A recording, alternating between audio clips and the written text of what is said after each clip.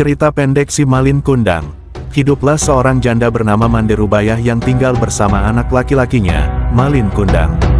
Zaman dahulu kala ada sebuah cerita di sebuah perkampungan nelayan pantai air manis di Padang, Sumatera Barat. Ada seorang janda bernama Mande Rubayah yang hidup bersama anak laki-lakinya yang bernama Malin Kundang. Mande Rubayah sangat menyayangi dan memanjakan Malin Kundang.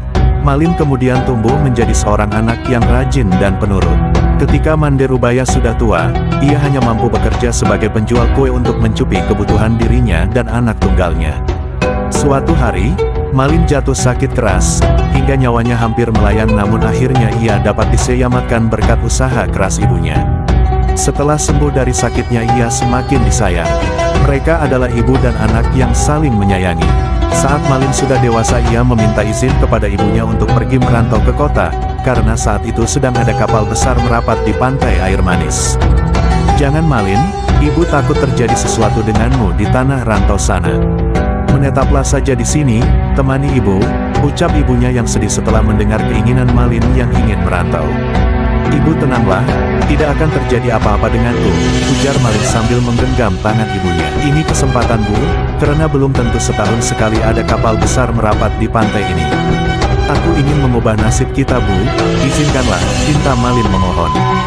"Baiklah, ibu izinkan, cepatlah kembali, ibu akan selalu menunggumu nak," kata ibunya sambil menangis.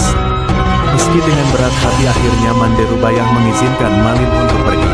Kemudian Malin dibekali dengan nasi berbungkus daun pisang sebanyak 7 bungkus. "Untuk bekalmu di perjalanan," katanya sambil menyerahkannya pada Malin. Setelah itu Malin Kundang berangkat ke tanah rantau meninggalkan ibunya sendirian. Hari demi hari terus berlalu, hari yang terasa lambat bagi Mande Rubayah. Setiap pagi dan sore Mande Rubayah memandang ke laut. "Sudah sampai manakah kamu berlayar nak?" tanyanya dalam hati sambil terus memandang laut. Telah selalu mendoakan agar anaknya selalu selamat dan cepat kembali. Beberapa waktu kemudian ketika ada kapal yang datang merapat, ia selalu menanyakan kabar tentang anaknya. "Apakah kalian melihat anakku, Malin? Apakah dia baik-baik saja? Kapan ia pulang?" tanyanya. Namun setiap ia bertanya pada awak kapal atau nahkoda, tidak pernah mendapatkan jawaban. Malin tak pernah menitipkan barang atau pesan apapun kepada ibunya. Bertahun-tahun Mande Rubayah terus bertanya, namun tak pernah ada jawaban hingga tubuhnya semakin tua, dan kini jalannya mulai terbungkuk-bungkuk. Pada suatu hari Mande Rubayah mendapat kabar dari nahkoda yang dahulu membawa Malin. Nahkoda itu memberi kabar bahagia pada Mande Rubayah. "Mande, tahukah kau, anakmu kini telah menikah dengan gadis cantik, putri seorang bangsawan yang sangat kaya raya," ucapnya saat itu. "Malin, cepatlah pulang kemari nak, ibu sudah tua Malin." "Kapan kau pulang?" rintihnya pilu setiap malam. Ia yakin anaknya pasti datang. Benar saja, tak berapa lama kemudian di suatu hari yang cerah, dari kejauhan tampak sebuah kapal yang megah nan indah berlayar menuju pantai. Penduduk desa mulai berkumpul, mereka mengira kapal itu milik seorang sultan atau seorang pangeran. Mereka menyambutnya dengan gembira. Mande Rubayah amat gembira mendengar hal itu. Ia selalu berdoa agar anaknya selamat dan segera kembali menjenguknya. Sinar keceriaan mulai menghampirinya kembali. Namun hingga berbulan-bulan semenjak ia menerima kabar Malin dari nahkoda itu, Malin tak kunjung kembali untuk menengoknya. Ketika kapal itu mulai merapat, terlihat sepasang anak muda berdiri di anjungan. Pakaian mereka berkilauan terkena sinar matahari. Wajah mereka cerah dihiasi senyum karena bahagia disambut dengan meriah. Mande Rubayah juga ikut berdesakan mendekati kapal. Jantungnya berdebar keras saat melihat lelaki muda yang berada di kapal itu. Dia sangat yakin sekali bahwa lelaki muda itu adalah anaknya, Malin Kundang. Belum sempat para sesepuh kampung menyambut, ibu Malin terlebih dahulu menghampiri Malin, lalu langsung memeluknya erat Malin karena takut kehilangan anaknya lagi. "Malin, anakku, kau benar anakku kan?" katanya menahan isak tangis karena gembira. "Mengapa begitu lamanya kau tidak memberi kabar?" Mande Rubayah tidak percaya akan perilaku anaknya.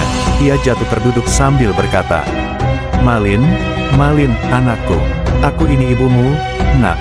Mengapa kau jadi seperti ini nak?" Malin Kundang tidak memperdulikan perkataan ibunya. Dia tidak akan mengakui ibunya, lah malu kepada istrinya.